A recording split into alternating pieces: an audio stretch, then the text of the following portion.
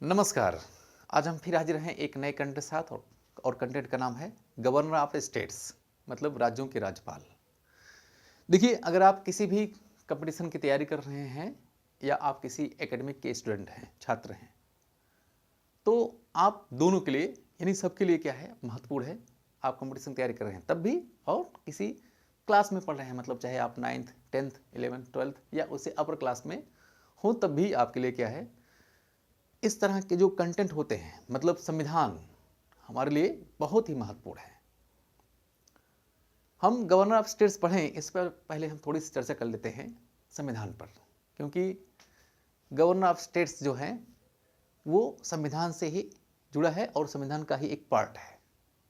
चलिए, तो क्या है, राज्यपाल की बात है, लेकिन अगर हम बात करें, अगर आप एक आम नागरिक हैं तो संविधान आपके लिए उतना ही महत्वपूर्ण है जितना एक पढ़े लिखे लोगों के लिए महत्वपूर्ण है, या एक जो पढ़ लिख रहा है वो भी, और जो नहीं पढ़ा लिखा है या जो नहीं पढ़ लिख रहा है वो भी। एक आम इंसान के लिए जो भारत का नागरिक होता है या है, उसके लिए उतना ही महत्वपूर्ण है संविधान का।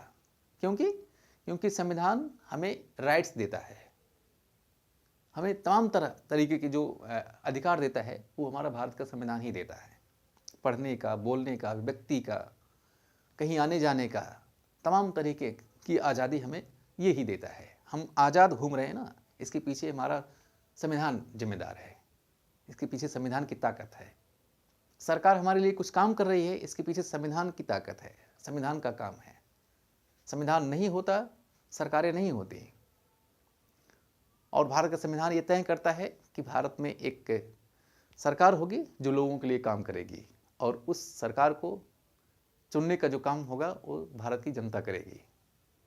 तो ये है, और यही संविधान हमारे लिए, भारत के आम नागरिक के लिए, चाहे वो विशिष्ट हो, वो चाहे एक कॉमन पर्सन हो, सबके लिए कुछ जो कॉमन अधिकार है, कॉमन राइट्स हैं, उनको देती है। जैसे वोट देने का अधिकार, शिक्षा पाने का अधिकार, तमाम तरीके जो राइट्स हैं ये संविधान देता है, तो बहुत ही जरूरी है।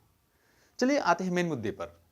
तो सबको ये कहने का मेरा जो तात्पर्य है, सबको इसको पढ़ना चाहिए। अगर आप एकेडमिक हैं या किसी कमेटी से तैयारी कर रहे हैं तो अच्छी ही बात है। अगर आप नहीं हैं, पढ़ लिख रहे हैं, या आप एक कॉमन इंसान है, तो भी आपके लिए क्या है, महत्वपूर्ण है। चलिए आते हैं इस पे। संविधान के अगर आपसे पूछ लिया गया कि किसी भी क्वेश्चन में, किसी भी कंपटीशन में, कि भारत के संविधान यानी संविधान के किस भाग में राज्यपाल की नियुक्ति का प्रावधान है या किस अनुच्छेद के तहत होता है, तो आपसे अगर पूछा जाए तो आप क्या बताएंगे? तो आप बताइए सीधा सा ना, कि जो राज्यपाल की नियुक्ति का प्रावधान है वो भारत के संविधान के भाग 6 में किया गया है। किसमें? संविधान के भाग 6 में राज्यपालों की नियुक्ति का क्या है, प्रावधान है, या उसमें उसकी प्रक्रिया है। ये है, इस तरीके से आप कह सकते हैं उसको। क्या है, देखिए, संविधान के भाग 6 में अनुच्छेद 155 के तहत राज्यपाल को नियुक्त करने का प्रावधान है। ठीक है, ये तो हुई जम्मू कश्मीर को छोड़कर। ठीक है, जम्मू कश्मीर को छोड़कर उसके लिए थोड़ा सा अलग प्रावधान है, उसके बारे में चर्चा करेंगे। तो क्या है, सबसे पहले यहाँ कि संविधान के भाग 6 में अनुच्छेद 155 में राज्य के राज्यपाल को नियुक्त करने का प्रावधान है। तो ये पहली बात हुई। चलिए, अब कह रहा है राज्यपाल राज्य की कार्यपालिका का प्रमुख होता है। तो यहां एक क्वेश्चन ये बनता है, क्या बनता है? कह रहा है, अगर आपसे पूछ लिया गया कि किसी भी क्वेश्चन में कि राज्य की किसी भी राज्य की राज्यपालिका का जो प्रमुख होता है, प्रधान होता है, मुखिया होता है, वो कौन होता है, तो कंफ्यूजन होने वाली बात दो रहती है। वहां दे देता है 3-4 चीजें दे देता है। एक राष्ट्रपति दे देता है, प्रधानमंत्री देता है, राज्यपाल देता है, और वहां मुख्यमंत्री दे देता है। तो वहाँ कन्फ्यूजन आ जाता है कि अगर हम राज्य की बात करें तो राज्य के तुम्हें सबसे ज़्यादा ताकतवर माना जाता है सीएम को, और ताकतवर होता भी है। लेकिन जो कार्यपालिका का जो प्रधान होता है, मुख्य होता है, मुखिया होता है, वो राज्यपाल होता है, किसी भी स्टेट का है। इसी तरीके से राष्ट्रपति का भी होता है। देश में सबसे बड़ा जो मतलब कार्यपालिका का प्रधान है, संघ के तौर पर देखा जाए, सेंट्रल गवर्नमेंट के आधार पर अगर देखा जाए, तो कौन होता है? वो राष्ट्रपति होता है। और किसी राज्य का जो मुखिया होता है, कौन होता है? कार्यपालिका का मुखिया कौन होता है?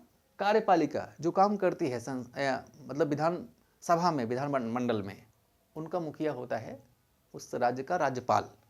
ठीक है, चलिए और क्या है, राज्यपाल जो काम करता है किसके आधार पर करता है, और ये क्वेश्चन पूछा जाता है बहुत कि जो राज्य का राज्यपाल होता है वो किसके आधार पर या किसके सलाह पर काम करता है, मुख्यमंत्री के या मंत्रिपरिषद के। तो आप वहाँ लिखा रहेगा, ऐसे ऑप्शन आपको दिया जाएगा कि मंत्रिपरिषद के आधार पर या राष्ट्रपति के आधार पर, तमाम तरीके से क्वेश्चन आपको बनाए जाते हैं।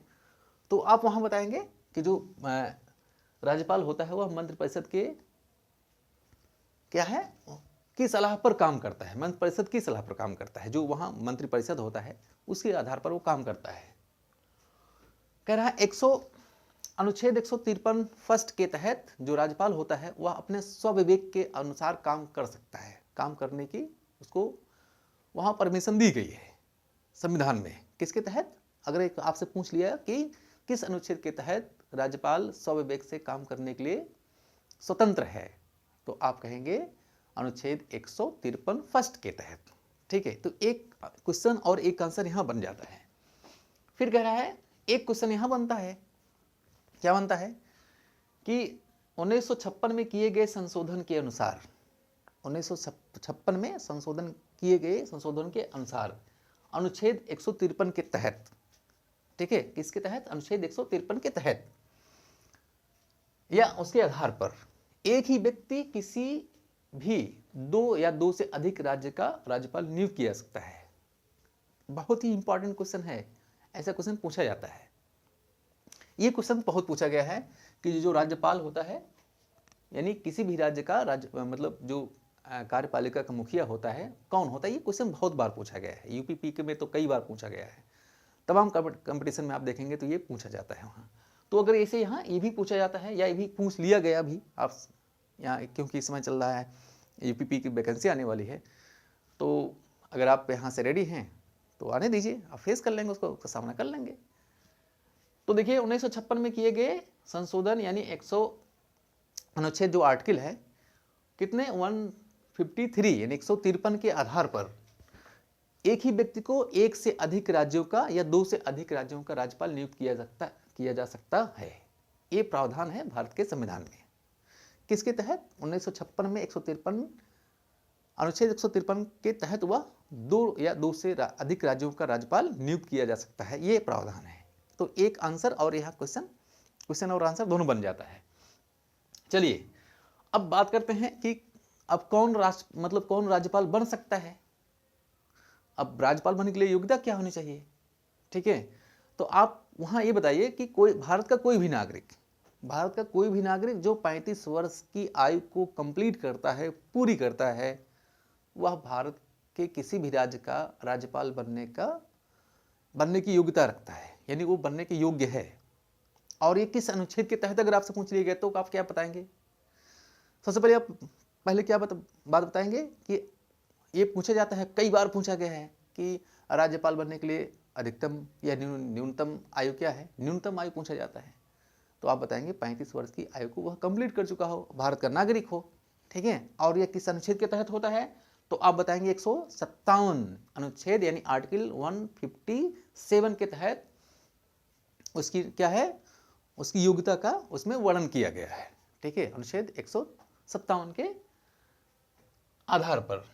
अब देखिए, हाँ, वो 35 वर्ष की आयु को पूरा करता हो, साथ ही क्या करता है, क्या होना चाहिए, बशर्ते उसने कोई लाभ का पद धारण नहीं किया हो, मतलब वह वेतनभोगी नहीं होना चाहिए। और वेतनभोगी होने का यहाँ जो तात्पर्य है मतलब वह किसी सरकारी पद पर ना हो, तब ही वह बनने के योग्य है, तभी बनने की वह योग्यता रखता है।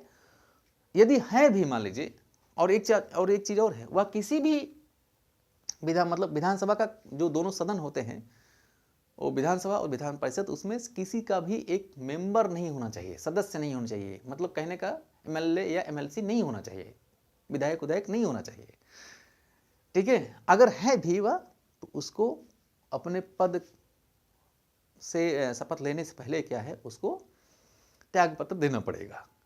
यानी जब वो इस पद पर पहुंचता है तो उसको उस पद से इस्तीफा देना पड़ेगा, रिजाइन देना पड़ेगा। किसको?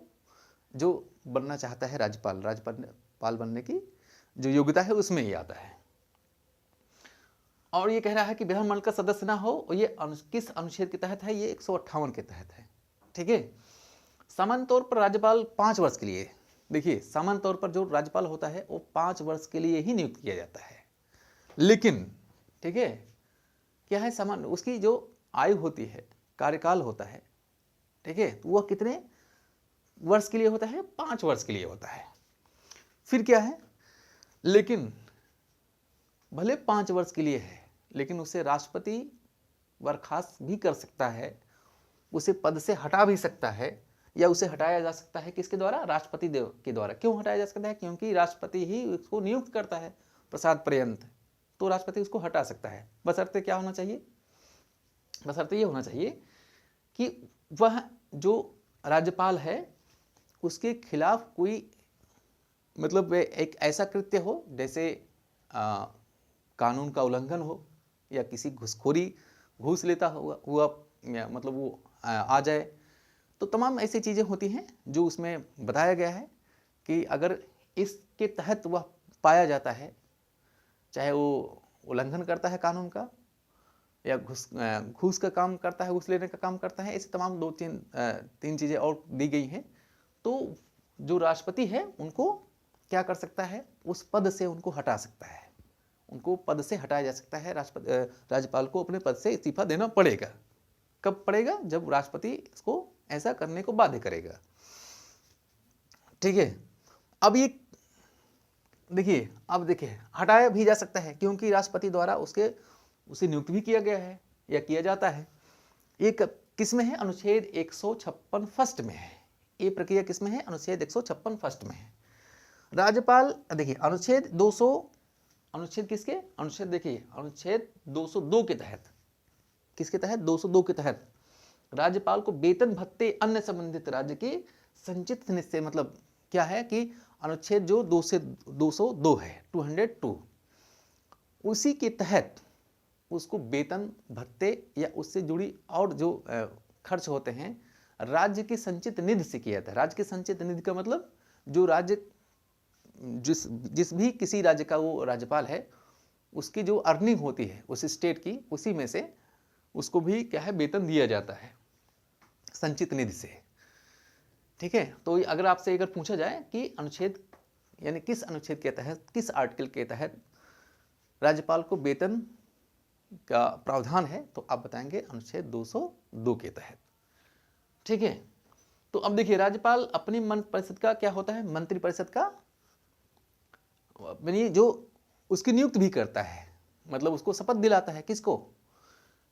राज्यपाल अपनी मंत्रि परिषद का, राज्यपाल सीएम को शपथ दिलाता है। ध्यान रहे, राज्यपाल किसको शपथ दिलाता है? सीएम को, चीफ मिनिस्टर को, मुख्यमंत्री को, और उनसे जुड़े जो और अन्य मंत्री होते हैं उनको भी वह नियुक्त करता है, या उनको शपथ दिलवाता है। कौन? राज्यपाल। और राज्यपाल को कौन नियुक्त करता है? राष्ट्रपति करता है। ठीक है। और किसको किसको वह नियुक्त कर सकता है? देखिए, राज्य के जो महाधिवक्ता होते हैं उनको नियुक्त करता है। कौन करता है? राज्यपाल करता है। और किसको करता है? तो जो लोक सेवा आयोग के होते हैं, मतलब राज्य लोक सेवा आयोग के जो अधिकारी होते हैं उनको भी नियुक्त करता है राज्यपाल। तो आज बस इतना ही। हमें लगता है कि आपको इसमें ढेर सारी बातें समझ में आई होंगी। तो आपको मिलते हैं नए वीडियो में, तब तक के लिए नमस्कार।